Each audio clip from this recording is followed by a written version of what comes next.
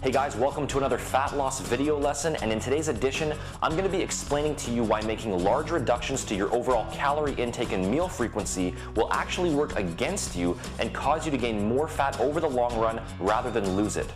See, when most people start a fat loss program, they tend to fall victim to the false logic that the less food they eat, the more fat they'll lose.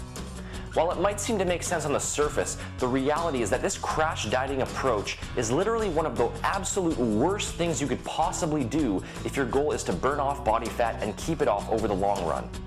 See, the human body is a very intricate and highly complicated system that is hardwired with the ultimate goal of keeping you alive and healthy at all times. Thousands of years ago, we didn't have a readily available source of food, and we often had to endure days on end without any nutrition at all. So as a result, the body had to come up with a way to keep us alive and healthy during these times of famine. What exactly happens when this famine response kicks in? Well, two major adjustments are made, and they are directly counterproductive to your goal of a lean and sculpted body. First of all, the fat-burning metabolism dramatically slows down. Fat is simply a stored form of energy, and in an effort to conserve this energy for future use, the body will start holding on to fat rather than burning it. During periods of severe calorie restriction, the metabolic rate can slow down by as much as 40%. Secondly, your body's levels of lean muscle tissue will begin rapidly wasting away. Muscle is metabolically expensive tissue, and it requires a lot of energy to build and maintain. So in an effort to further conserve energy and to obtain a source of much needed protein, the body will begin breaking down and wasting away your lean muscle tissue. In fact, around half of the body weight that you lose during a crash diet comes from muscle mass.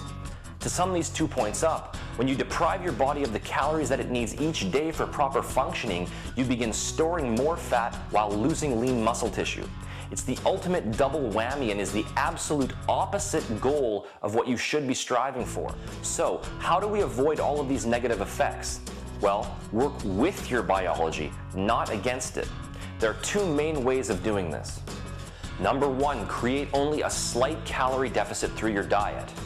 A good general guideline for this is to consume 15 to 20% fewer calories than is needed to maintain your current weight. As a rough general figure, this usually equates to consuming about 11 to 13 calories per pound of body weight each day. And number two, maintain a high meal frequency. Instead of the traditional notion of 3 square meals a day, start getting into the habit of consuming 5 to 7 smaller meals a day, spaced every 2 to 3 hours. This will prevent your body's starvation mechanism from kicking in and will help to keep your fat-burning metabolism elevated all throughout the day. The take-home message of this lesson is very simple.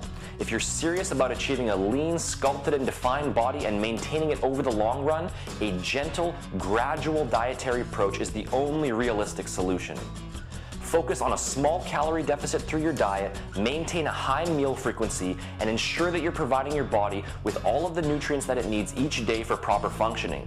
This kind of approach is going to keep your fat-burning metabolism elevated, is going to preserve your lean muscle tissue, and is going to set you up for healthy, long-term fat-burning results that no crash diet could ever produce.